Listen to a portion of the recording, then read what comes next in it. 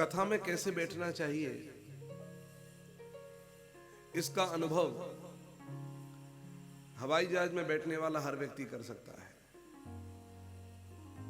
अगर यात्रा लंदन तक की है तो भी बैठना है, अमेरिका तक की है तो भी बैठना है, और जितने घंटे की यात्रा होगी आपको उतनी देर बैठना है। हाँ,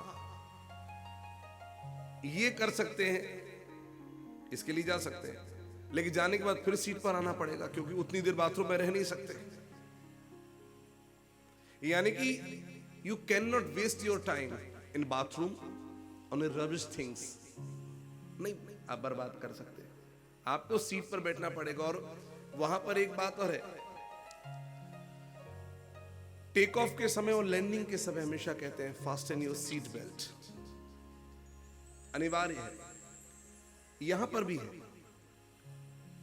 वहां पर जो सीट बेल्ट है वो जिस भी धातु की, जिस कपड़े की बनी है, जिस धातु से बंधी है वो धातु है। लेकिन यहां पर श्रद्धा, विश्वास, इसकी तो पट्टी हो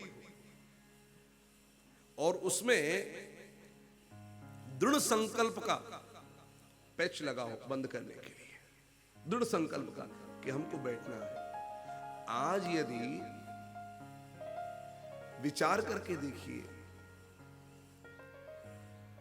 भारतीय सनातनी हिंदुस्तान में रहने वाले हिंदुस्तानी, यदि वे रामकृष्ण वेदव्यास, जिनका इतना बड़ा योगदान है इस देश की संस्कृति को लेकर के, वाल्मीकि जी, तुलसीदास जी, यदि इन महनीय मूर्तियों के कृत्यों को नहीं जानेंगे, उनके प्रति अपनी कृतज्ञता नहीं समर्पित कर पाएंगे, तुम कैसे सच्चे सनातनी कहलाएंगे और कैसे आगे की पीढ़ी को कुछ दे पाएंगे?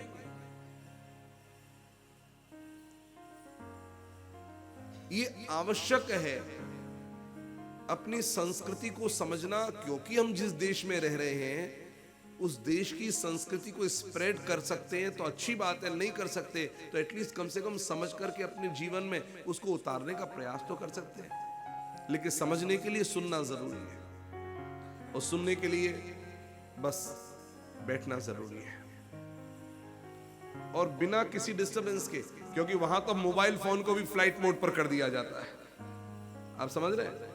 आप सोचिए, जब उस यात्रा के लिए इतने रिस्ट्रिक्शंस लगाए जाते हैं, जो कि किसी एक देश से दूसरे देश की यात्रा है, ये भी तो जीव देश से और परमात्मा देश की यात्रा होने जा रही है, तो इसमें यदि हम इस नियमों का पालन करें तो कौन बड़ी बात है।